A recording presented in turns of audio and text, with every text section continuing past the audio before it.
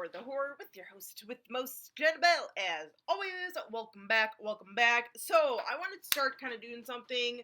I'm not quite sure how I'm going to do this, but I know I'm going to be talking about probably, a number of movies by a certain actor, since I am always talking about how much of a fan I am, or at least on, social media I am, so, I don't know, not too much here on YouTube, but, person I am talking about is the great Tim Curry. Yes, Tim Curry, like so many of you, I too have a love and fondness of that man, and I wanted to start this whole thing kind of off, at least first 3 or so videos of Tim Curry, movies of Tim Curry, work of Tim Curry, whatever I'm going to be doing with this.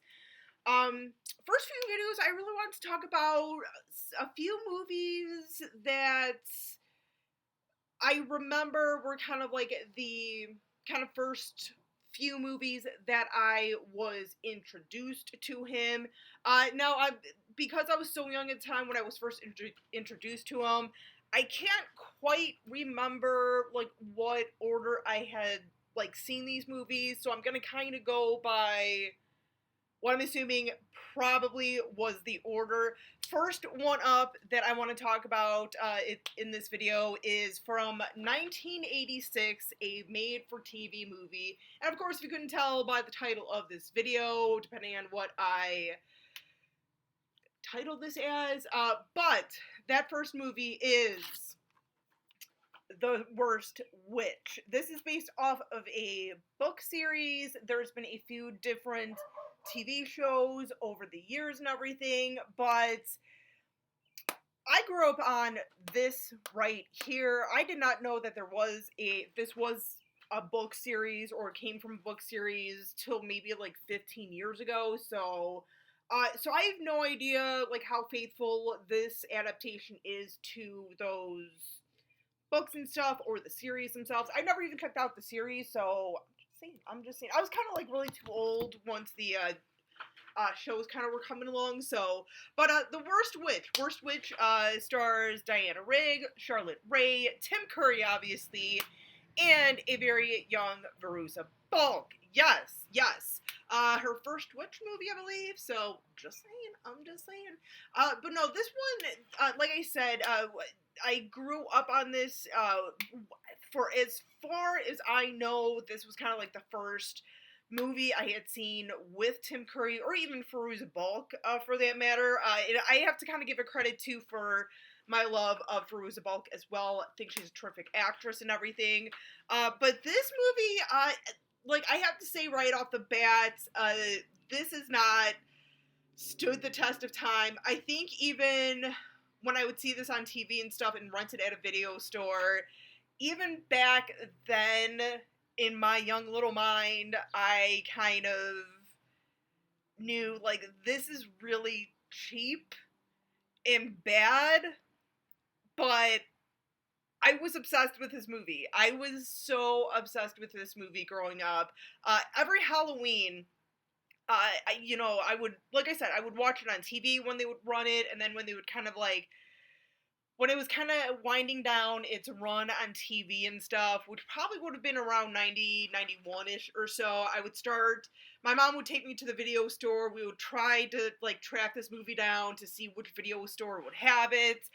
So then also, too, because of this movie, and because of, Halloween and everything, also, I think, kind of really ignited my love of the holiday of Halloween and everything, so yeah, this movie really does mean a lot to me, yeah, dude, all because of this movie, man. This started everything for me, man. I'm just saying, made me fall in love with Tim Curry as an actor, made me fall in love with Halloween, which then led me to the harder stuff, which is horror movies, so I found out the reason why I am the way I am.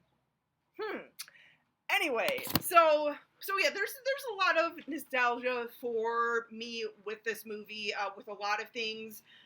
For a lot of you guys who might show this to your kids today, they might look at this and laugh at it, probably, but I still love it. I still love it.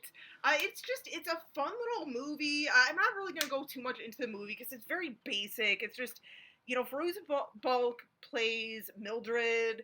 She's obviously the worst witch and everything. And, by the end, really kind of proves that she knows what she's doing. She was just a late bloomer, God, this thing had some, tones to it. I'm just saying. Reading too much into it, though. But no, basically just is one of those tales of, hey, don't give up, don't give up. Some of us just take a little longer to grasp things and everything, and that's a nice message.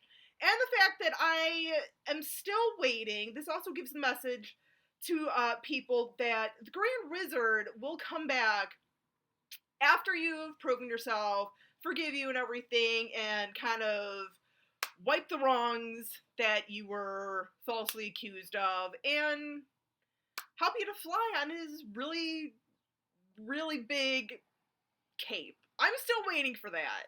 I'm still waiting for that. Every night of my life.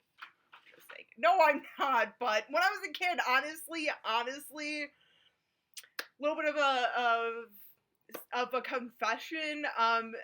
Literally, true story. When I was growing up and watching this movie, I would just daydream. And keep in mind, I was 5, 6-ish, okay, all the way up to 30. But I literally was so in love with Tim Curry's character in this and just thought that was so awesome that he came back, kind of saw the good in her and everything, and wanted to help her succeed and improve her skills and everything. I love that. Anyone else besides me? Am I the only one? I know I'm not the only one, you guys. No, but I just, so yeah, this movie, like I said, just started so much for me in my path, in my passions in life and everything. So thank you, Mr. Curry, man, and the rest of this terrific cast. But yeah, anyway, guys, let me know what you think of The Worst Witch if you've ever seen it. What is your favorite Tim Curry moment? What are some of the earliest Tim Curry memories? What got you into Tim Curry? I want to know. I'm just saying. But anyway, till next time, you guys, as always, stay creepy, classy, and a little bit sassy.